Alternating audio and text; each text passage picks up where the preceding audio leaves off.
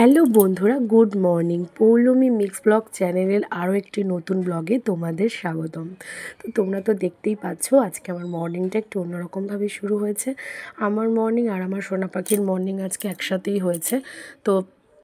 তো তোমাদের তো আগেই বলেছি, আমার পুজো সোনা মামা বাড়িতে আসলে তার দিদুনকে ছাড়া কিছুই চেনে না। তার সব কিছুতেই দিদুন, খাওয়া শোয়া ঘুম সমস্ত কিছু।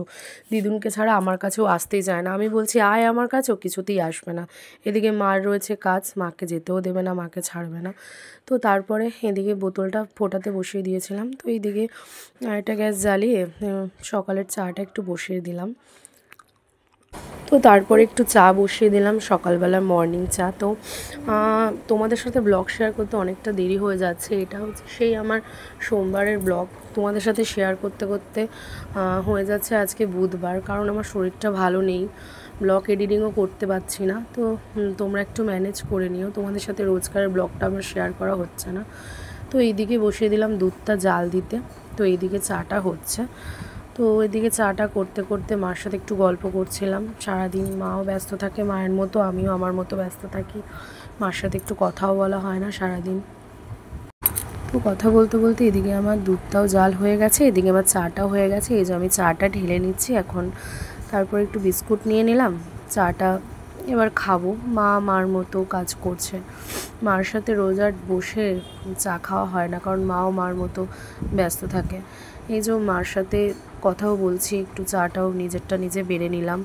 একসাথে মার সাথে খেলে না বেশ ভালোই লাগে। এইদিকে মাকে বললাম, তুমি তোমার এত কাজের চাপ দাও, আমি আটাটা মেখে দিচ্ছি। তো এদিকে আমি আটাটাও মাখতে বসে পড়েছি। তো আমি না রুটি করতে পারতাম না, বিয়ের পরেই একটু একটু করে রুটি করা শিখেছি। তো মাকে আজকে বললাম, মা আমি রুটি করা শিখেছি, আমি আজকে তোমাকে রুটিটা করে খাওয়াবো। দাও। আটা মাখতে আমি আগেই পারতাম, আটা মেখা, তারপরে হচ্ছে রুটি বেলা সবই পারতাম, কিন্তু ভাজতে গেলে আমার কেমন জানি হয়ে যেত। তো রুটিটা বলতে পারো আমার শাশুড়ি মার হাতেই শেখা। তো রুটিটা আমি শিখেছি একটু একটু করে। তো তাই মাকে বললাম আজকে আমি তোমাকে রুটিটা করে খাওয়াবো। তো এই দেখো বন্ধুরা, আমার আটা মাখার ডান। তো এবারে আমি রুটিটা করব। তো তোমরা তো দেখতে পেলে যে আটা মাখার ডান। তো তারপরে তোমাদের সাথে একটু এলাম বাইরের প্রাকৃতিক দৃশ্যটা শেয়ার করতে। দেখতে পাচ্ছ কি সুন্দর ওয়েদারটা, বাইরের একটা গরম ওয়েদার ছিল, সেখান থেকে একটা হাওয়া দিচ্ছে, বেশ মেঘ করেছে, খুব সুন্দর লাগে। আমার এই ওয়েদারটা আমি ভীষণ ভালোবাসি। তারপর দেখি হঠাৎ করে ঝমঝম ঝমঝম করে বৃষ্টি নেমে গেল। তো একটুখানি তাই জন্য রুটি করতে করতে আমি আমার প্রাকৃতিক দৃশ্যটা একটুখানি অনুভব করছিলাম। তো একটুখানি বৃষ্টি ধরছিলাম হাত দিয়ে। তো যাই হোক, আগে তো খুব বৃষ্টিতে ভিজতাম, এখন আর বৃষ্টিতে ভেজা হয় না। আগেকার দিনগুলো খুব মনে পড়ে। তো এখানে আমার লেচি করাও হয়ে গেছে। এবার আমি রুটিটা বেলে নিচ্ছি। বেলতে আমি আগেই পারতাম, কিন্তু রুটি করতে গেলে রুটিটা কী জানি কেমন শক্ত হয়ে যেত, টেনে ছেঁড়া যেত না। কিন্তু আস্তে আস্তে এখন আমি রুটি করাও শিখে গেছি। এই যে রুটিটা একটু বেলে নিচ্ছি, রুটিটা বেশ সুন্দর গোল হয়েছে। তো আমার গোল আগাগোড়াই হয়। আমি তো তোমাদের আগেই বললাম যে আমি রুটি বেলতে আগাগোড়াই পারতাম। এটা আমার মায়ের হাতে শেখা। মা আমাকে শিখিয়েছে আটা মাখা, আটা বেলা, কিন্তু রুটিটা মা করে দিত। তো যাই হোক, এদিকে রুটিটাও করতে বসিয়ে দিয়েছি। তো দেখতেই পাচ্ছ রুটিটা করছি আমি। তো এইখানে মানে কি বলবো, আমার না বেশ মজা লাগে যখন আমার হাতে রুটি ফোলে না, আমার খুব ভালো লাগে। ছোটোবেলায় একবার বাবার জন্য রুটি বানিয়েছিলাম। আমার বাবা তো এখন আমাদের মধ্যে নেই, বাবার জন্য রুটি বানিয়েছিলাম। তখন বাবা মানে রুটিটা এতটাই শক্ত হয়েছিল, খাওয়ার যোগ্য ছিল, কিন্তু তাও বাবা বলেছিল দারুণ হয়েছে, দারুণ। মানে একমাত্র বাবাই যে মানুষ যে মেয়ের হাতের পোড়া রুটি, শক্ত রুটি খেয়েও নাম করে, তাই না বলো? বাবাকে ভীষণ মিস করি। তো আগের দিন সেই মিয়মোরের কেকগুলো ছিল, তো সেটা আমার সোনা পাখিকে একটু দিল। আর তার মধ্যে তোমাদের সাথে শেয়ার করতে চলে এলাম, দেখেছো বন্ধুরা, এই যে এখানে এসছে বলওয়ালা খেলনালা, আর আমার ছেলে দৌড় মেরেছে বল নেবে। ওর এত বল, তাও ওর বলে পোষায় না। ওর বল নিতে চলে এসেছে, এবার বল নিয়ে চলে যাচ্ছে বাড়ির দিকেও, বল নেবে। ওর এত বল, আমার ওই বাড়িতেও এত বল, এই বাড়িতেও অত বল, তাও বল নিয়েই ছাড়বে। এই যে দেখো খালি পায়ে চলে গেছে, পায়ে আবার কি ফুটেছে, আবার দেখছো, ওই দেখো, দেখেছো কি পাকা হয়েছে। তো তারপরে করতে করতে একটুখানি নিজের দিকে খেয়াল রাখতে চলে এলাম। আজকে একটু আমার হেয়ার কেয়ার করব। তো আমাদের গাছে মানে আমাদের বাগানে অনেক অ্যালোভেরা হয়েছিল। এটাকে বাংলায় বলে ঘৃতকুমারী, আগেকার দিনের মানুষরা ঘৃতকুমারী বলতো, এখন সেটাকে সবাই বলে অ্যালোভেরা। যাই হোক, ইংলিশ নামটা হচ্ছে অ্যালোভেরা। তো এই অ্যালোভেরা একটু তুলে নিচ্ছিলাম, অ্যালোভেরাটাকে ধুয়ে এবার একটু মাথায় স্কাল্পে দেবো, একটু চুলে লাগাবো। শুনেছি নাকি চুলের পক্ষে অ্যালোভেরা, চুলের পক্ষে কেন, যে কোনো অরিজিনাল জিনিস, সমস্ত কিছু সব কিছুই ভালো অরিজিনাল জিনিস। তো অ্যালোভেরাটা একটু বাটিতে নিয়ে নিচ্ছিলাম। তারপরে যে দেখো বন্ধুরা, বাটিতে অ্যালোভেরাটা নিয়ে নিয়েছি। এবার তাই মাকে বললাম, মা একা একা তো লাগাতে পারি না, তুমি একটু লাগিয়ে দাও। বিয়ের আগে মা এরকম চুলে কিছু করলে, হেয়ার কেয়ার করলে মাই লাগিয়ে দিত। এখন তো আর সেটা সম্ভবই হয় না। তো বাপের বাড়িতে এসেছি, বসেই আছি, তো তাই জন্য এই যে একটু নিজের হেয়ার কেয়ার, নিজেকে কেয়ার করছি। তো যাই হোক, শরীরটা তো ভালো না, এসব করলে আমার মনটাও বেশ ভালো থাকে। তো যাই হোক, তো দেখছো আমার পুচুসোনাও এসে বসে পড়েছে, ও আমার চুলে অ্যালোভেরা লাগিয়ে দেবে। তো ও দেখছে ওর দিদুন আমাকে অ্যালোভেরা লাগিয়ে দিচ্ছে, ও লাগাবে আমার চুলে অ্যালোভেরা। এই যে মা অ্যালোভেরাটাকে আমার স্কাল্পে লাগিয়ে দিচ্ছে, তো ভীষণ আরাম লাগছে। তো উপভোগ করছি। ওইদিকে আমার সোনা পাখি হাসছে, সোনা পাখি হেসে যাচ্ছে, আর কি বলছে জানি, একটা মজার কথা হচ্ছিলো তাই হাসছে। এবার ও বলছে কি, ও বায়না করছে কি যে আমাকে অ্যালোভেরা জেলটা আমার মাথায় লাগিয়ে দেবে। তো এই যে বায়না করতে করতে বাটিটার হাতে ধরে দিলাম, ও আমার মাথায় লাগিয়ে দিল অ্যালোভেরা জেলটা। তো তারপরে চলে এলাম, আমার অ্যালোভেরা জেল লাগানো কমপ্লিট। এবার চলে যাব আমি স্নান করতে। তো দেখতেই পাচ্ছ আমার হেয়ার কেয়ার করা ডান। তো এবার সোজা চলে গেলাম চান করতে। তো চান করে চলে এলাম তোমাদের সামনে। তো এই যে আমার স্নান করা হয়ে গেছে। এবার চুলটা একটু শুকিয়ে নিচ্ছি, চুলটা ভালো করে মুছে নিচ্ছি জলটা। তো তারপরে রোজকারের মতো মুখে আমি আমার টোনারটা অ্যাপ্লাই করে নিচ্ছি মুখে। তারপরে মুখে টোনারটা অ্যাপ্লাই করার পরে চুলটা একটুখানি ভালো করে আঁচড়ে নিই। আঁচড়ে নেওয়ার পরে আজকেও বন্ধুরা আমার অনেক তাড়া রয়েছে, কারণ তোমাদের তো আগের দিনই দেখালাম যে আমি কতগুলো টেস্ট করাতে গেছিলাম, তার আজকে রিপোর্ট দেবে। তো আজকেও আমার একটু তাড়া রয়েছে। তো এখন সবে দুপুরবেলা, তো তাড়াতে রয়েছি। তো স্নান টান করা হয়ে গেছে, এবার চুলটা বেঁধে নিচ্ছি। চুলটা বেঁধে তারপর টিপটা পরে নিচ্ছি। রোজকারের মতো আমার যে স্কিন কেয়ার সেগুলো করে নিলাম। তারপরে সিঁদুরটা পরে নিলাম। সিঁদুরটা পরার পরে সোজা চলে যাব একটুখানি ছাদে। তো ছাদের ওয়েদারটা খুব সুন্দর। তো মাঝখানে তারপরে তোমাদের সাথে আর কোনো ব্লগ শেয়ার করা হয়নি। আচ্ছা, বিকালবেলা একটুখানি, বিকাল না দুপুরবেলাই বলতে পারো, তারপরে চলে গেছিলাম স্নান টান করে। স্নানের পরেই লাঞ্চ করার আগেই চলে গেছিলাম ছাদে। তো ছাদে দেখতেই পাচ্ছ বন্ধুরা ওয়েদারটা কি সুন্দর লাগছে, মেঘও পড়েছে, এদিকে আবার রোদও উঠেছে। তো আমি চলে গেছিলাম ছাদে একটুখানি ওয়েদারটা উপভোগ করতে। ওয়েদারটা ভালো, হাওয়া দিচ্ছিলো, এদিকে রোদও উঠেছিল। তো আমি আমার চুলটা শোকাতে গেছিলাম। ওই দিকে দেখেছো বন্ধুরা আকাশটা কি দারুণ লাগছে, খুব সুন্দর লাগছে।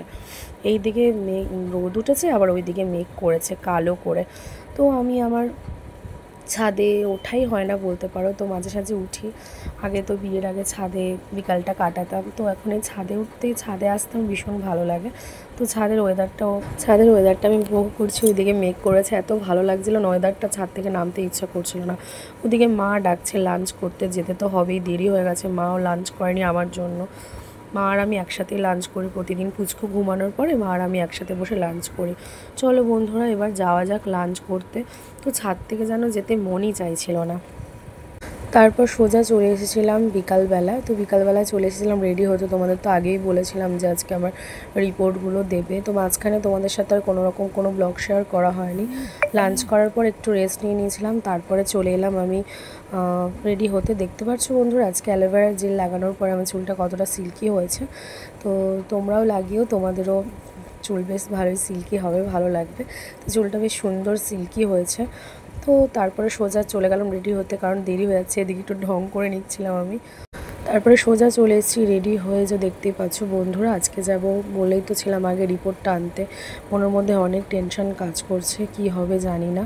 তো ভেবেছি রিপোর্টটা পেয়ে যদি ডাক্তারটা বসে তাহলে ডাক্তারটা দেখিয়ে তবে বাড়ি আসবো। মনের মধ্যে একটা টেনশন কাজ করছিল, জানি না কি হবে, ডাক্তার কি বলবে। তো যাই হোক, পারফিউমটা দিতে ভুলে গেছিলাম টেনশন করতে করতে, তাই একটু পারফিউমটা দিয়ে নিলাম। যে চলো বন্ধু বেরিয়ে পড়েছি, রওনা দিয়ে দিয়েছি। আজও একাই যাচ্ছি, ওখানে আমার একটা বান্ধবী আসার কথা আছে, ভাস্বতী। তো ওর সাথে একটুখানি রিপোর্টটা নিয়ে ডাক্তারটা দেখিয়ে তারপরে একটু যাব। তো এই যে আমার কর্তামশাই আজকে আসতে পারেনি, ওর আজকে একটু কাজের চাপ ছিল, তাই আমাকে একটু ভিডিও কল করে দেখছিলাম আমি কোথায়। কথা বলতে বলতে চলে এসেছিলাম নৈহাটি ব্রিজ। তো তারপরে যে দেখতেই পাচ্ছ আমাদের নৈহাটি স্টেশন। তো কি দারুণ লাগছে না ওয়েদারটা বলো। তো ওয়েদারটা উপভোগ করতে করতে মাথায় টেনশান নিয়ে একগাদা চলে যাচ্ছিলাম। তো প্রায় চলেই এসেছি সামনে। এই যে আগের দিন যেখানে টেস্টগুলো করিয়েছি নৈহাটি ডায়াগনস্টিক সেন্টার, তো প্রায় তার সামনেই চলে এসেছি, এবার ঢুকবো। তো জানো তো বন্ধুরা, এই জায়গাটা দেখতে পাচ্ছ, এটা হচ্ছে মাতৃসদন। তো ঠিক এই জায়গাটাতেই আমার ওটি হয়েছিল, আমার সোনা পাখি হয়েছিল। তো ডাক্তারবাবু আজকে বসেছিলেন এখানেই, তো বসেছিলেন, ওনার আজকে ওটি ছিল, তো ওখানেই আমি চলে এসেছিলাম রিপোর্টটা দেখাতে। তো বলেই তো ছিলাম আমার একটা বান্ধবী আসবে, কিন্তু ওর সাথে অনেক প্ল্যান করেছিলাম, ঘাটে যাব, চা খাবো একসাথে, অনেক দিন পর আড্ডা দেবো, কিন্তু সেগুলো কিছুই হলো না। ডাক্তারবাবুর ওটি করতে করতে এতটাই লেট হয়ে গেছিলো যে ওর সাথে আর টাইম স্পেন্ড করাই হয়নি। তো ও আমার ওখানেই মাতৃসদনের ওখানেই যেখানে আমি ছিলাম ওখানে ওর একটা জিনিস দেওয়ার ছিল, তো দিয়ে ও চলে গেছিলো। তো এই যে দেখছো বন্ধুরা, তারপরে আমি সোজা চলে এসেছিলাম বাড়ি। মাঝখানে আর কোনো রকম কোনো ব্লগ শেয়ার করা হয়নি। এদিকে আমি ব্লগ শ্যুট করতে গিয়ে আমার সোনা পাখিও আমার সাথে ব্লগ শ্যুট করছে। তো এই যে দেখতে পাচ্ছ কি দুষ্টুমিটা করছে এই যে ক্যামেরার সামনে। তো তোমাদের বললাম না যে আমার বান্ধবীটা একটা জিনিস দিতে এসেছিলো, ও রিসেন্টলি গেছিলো পুরী। তো পুরী থেকে আমার সোনা বাবার জন্য নিয়ে এসেছিলো একটা সুন্দর ড্রেস। তো ও যখন যেখানে যায় আমার সোনা বাবার জন্য নিয়ে আসবেই। তো প্রায় ও আমার সোনা বাবাকে দিতেই থাকে, এইটা সেটা দিতে, ওকে বললেও ও শোনে না। ও বলে তোকে তো আর দিচ্ছি না, আমার সোনা বাবাকে দিচ্ছি, তুই একদম বেশি কথা বলবি না। তো যাই হোক, ওর মাসিমণি, ও দিতেই পারে, তাই আমি আর কিছু বলি না। তো ও আমার জন্যও একটা সুন্দর গিফট এনেছিল। তো তার আগে আমি তোমাদের একটা জিনিস দেখিনি, যেটা সবথেকে মেন, সেটা হচ্ছে জগন্নাথ দেবের প্রসাদ, পুরীর খাজা, যেটা সকলেরই খুব ভালো লাগে, আমারও ভীষণ ভালো লাগে, সেটাও আমার জন্য এনেছিল। সেটাই যে তোমাদের সাথে দেখে নিলাম। তো ও আমার জন্য সুন্দর একটা কিউট, এত সুন্দর একটা সুন্দর গিফট এনেছিল। সেটা হচ্ছে আমার জন্য একটা এনেছিল সুন্দর একটা জগন্নাথ দেবের ফটো দেওয়া সিঁদুর কৌটো। তো আমার কৌটোটা ভীষণ পছন্দ হয়েছিল। তো এত কিউট দেখতে না, এত সুন্দর, এত পছন্দ হয়েছে জিনিসটা, তো আমি কি বলবো, তাই তোমাদের শেয়ার করলাম। এই যে দেখো কি সুন্দর না, কি কিউট না সিঁদুর কৌটোটা, আমার তো খুব পছন্দ হয়েছে। তো মাও দেখছিল, মাকে দেখাচ্ছিলাম, দেখো মা কি সুন্দর সিঁদুর কৌটোটা, খুব পছন্দ হয়েছে আমার।